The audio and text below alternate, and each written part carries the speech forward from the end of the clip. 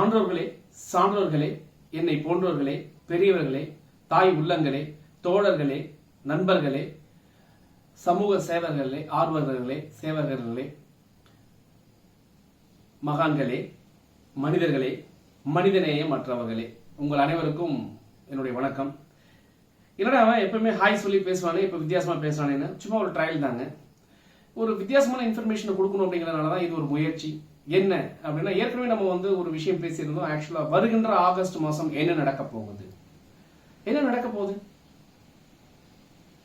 நம்ம இன்னைக்கு மனிதர்கள் அப்படிங்கறதுனால அந்த ஆகஸ்ட் மாதம் 8ஆம் தேதி என்ன நடக்குதுங்கிறத நம்ம எல்லாருமே கண்டிப்பா தெரிஞ்சுக்கணும். சோ அந்த உங்களால முடிஞ்சா ஒரு 3 மணி நேரத்துல இருந்து அதிகபட்சம் ஒரு 6 மணி நேரம் உங்களால செலவு பண்ண முடிஞ்சா அந்த ஆகஸ்ட் மாசம் எத்தனை நடக்கக்கூடிய அந்த நிகழ்வு, அந்த மாற்றத்துல உங்களால ஒரு சில மாற்றங்களை கொண்டு வர முடியும் அப்படின்னா, வேர்ல்டு ரெக்கார்ட் பண்ணக்கூடிய ஒரு விஷயம் நடக்க போகுது. அந்த விஷயத்துல நீங்களும் பங்களிக்க ஆசைப்படுறீங்களா? கண்டிப்பா ஆகஸ்ட் 8ஆம் தேதி stay tuned with our channel and also நான் ஒரு சில விஷயங்களை இதுல கொடுக்குறேங்க. இப்ப என்ன இதுல கருத்து சொல்றேன் அப்படின்னு யாரும் நீங்க நினைக்க வேண்டாம். இந்த கருத்து அல்ல, இந்த மனசுல இருக்கக்கூடிய குமுறல், அவ்வளவுதான். இன்னைக்கு இந்த கொரோனா கொன்று குவிச்சிட்டு இருக்கிற காலத்தில் நம்ம வாழ்ந்துட்டு இருக்கிறோம். கடந்த 6 மாச காலமாக மிகப்பெரிய விஷயம். இது அதிகமா பாதிக்கப்பட்டது யாருன்னு கேட்டா நம்ம மனித குலம் தான். நீங்க நல்லா யோசிச்சு பாருங்க, நம்ம சுத்தி இருக்கக்கூடிய எந்த ஒரு ஜீவராசிகளும் இதுல கஷ்டப்பட்டதா தெரியல. அதிகபட்சம் பாதிக்கப்பட்டது மனிதனம். காரணம் என்ன அப்படின்னு கொஞ்சம் ஆராய்ச்சி பார்க்கின்ற பொழுது, நம்ம வாழ்கின்ற வாழ்க்கையில வந்த ஒரு சில பிரச்சனைகள். ஏன் அப்படின்னா, நம்ம மட்டுமே வாழணும், நம்ம மட்டுமே நல்லா இருக்கணும், நம்ம சந்தோஷமா இருக்கணும். அடுத்தவன் எப்படி போனாலும் பரவாயில்ல, நான் வாடுங்கன்னு இன்னொருத்தனை அடிச்சு கூட பிழைப்பேன், ஏற்றி கூட பிழைப்பேன், அவனை தாழ்த்தியும் பிழைக்கக்கூடிய மிக ஒரு கொடூரமான ஒரு எண்ணங்கள் மனுஷனுக்குள்ள விதைக்கப்பட்டு அது வளர்க்கப்பட்டதுனாலதான் இந்த பிரச்சனை அப்படின்னு ஒரு பக்கம் நம்ம பார்க்கிறோம். ஏன் இதை பத்தி சொல்றோம்னா, இன்னைக்கு எந்த மிருகங்களும் பாதிக்கப்படலைங்க. இன்னைக்கு நிறைய விஷயங்கள் நம்ம மிருகங்கள்ட்ட கத்துக்க வேண்டிய விஷயங்கள். மிருகங்கள் சொல்றதை கூட நான் இல்லை, இன்னொரு உயிர் நம்மள மாதிரி இருக்கக்கூடிய ஒரு உயிர் ஜீவன் அப்படின்னு நம்ம எடுத்துக்கலாம்.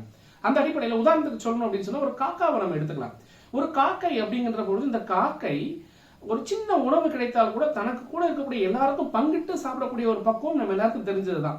ஒரு சின்ன காக்கை கிட்ட நம்ம கத்துக்க வேண்டியது என்னன்னா, நம்ம விட்டு கொடுக்கறதும், நம்ம சேர்ந்து ஒரு கூட்டான ஒரு விஷயங்களை எல்லாரும் பயனடைகிற மாதிரி செய்யக்கூடிய ஒரு விஷயங்களை கத்துக்கலாம்.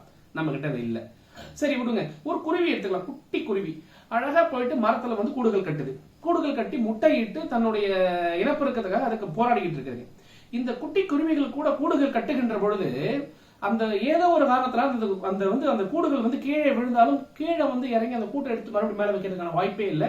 மீண்டும் மீண்டும் தொடர்ந்து அந்த கூடுகளை கட்டும், மறுபடியும் கட்டும். இது ஒரு தடவை விழுந்தாலும் சரி அல்லது 100 தடவை விழுந்தாலும் சரி, தொடர்ந்து முயற்சி செய்து இந்த கூடுகளை கட்டி கொண்டே இருக்கின்றோம். காரணம், இந்த குருவிகிட்ட இருக்கக்கூடிய தன்னம்பிக்கை. அப்பவும் எதையுமே யார்கிட்டயுமே போய் அது போராடுறதில்ல, எதுவும் இன்னொருத்தவங்களை மேல பகச்சிக்கிறதுல, தன்னுடைய தேடலை தொடங்கிட்டே இருக்கு. தனக்கு தேவையான விஷயங்கள் தானே தேடி ஒரு தன்னம்பிக்கையோட வளர்ந்து வந்துகிட்டு இருக்கு. இது குருவிகிட்ட நம்ம கத்துக்கூடிய விஷயம். இன்னும் அவ்வளவு ஏங்க, நம்ம வீட்டுக்குள்ள நம்ம ரெகுலரா நம்ம கூட இருக்கக்கூடிய நம்ம பார்க்கக்கூடிய விஷயங்கள், நம்ம கண்ணுக்கு தெரியாத சின்ன உயிரினம் எறும்பு. இந்த எறும்பு கிட்டே நம்ம நிறைய விஷயங்கள் கத்துக்கலாம். ஏற்கனவே நிறைய பேர் சொல்லி கொடுத்துருக்காங்க. ஒன்று சுறுசுறுப்பு, இன்னொரு விஷயம் லீடர்ஷிப் குவாலிட்டி, இன்னொரு விஷயம் டிசிப்ளின். ஒரே லைன்ல கியூவா போவுங்க, அழகா லீடர்ஷிப் எடுத்துக்கிட்டு போகும், எல்லாம் சேர்ந்து சுறுசுறுப்போட ஒரு சில விஷயங்களை சேகரிக்கும் நம்ம நிறைய பார்த்திருக்கோம். இப்படி சின்ன சின்ன உயிர் ராசிகள் நம்ம நிறைய விஷயங்கள் நம்ம கத்துக் கொடுத்துருக்குது. மீன் எடுத்துக்கிட்டோம்னா, தான் வாழ்கின்ற வாழ்க்கையில பாத்தீங்கன்னா ஒரு அருமையான வாழ்க்கையை மீன் வாழும். அதுக்குள்ள சுயநலமும் இருக்கும், பொதுநலமும் இருக்கும்.